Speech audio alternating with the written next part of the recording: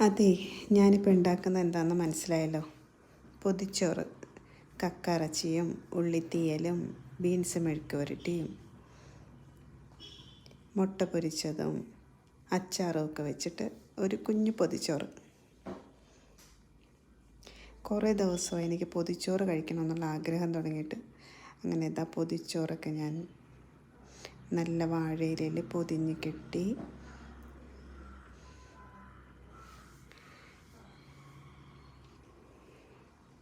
ബാഗിലാക്കി ഞാനിതാ ഷോപ്പിലേക്ക് പോകാൻ റെഡിയാവുകയാണ്.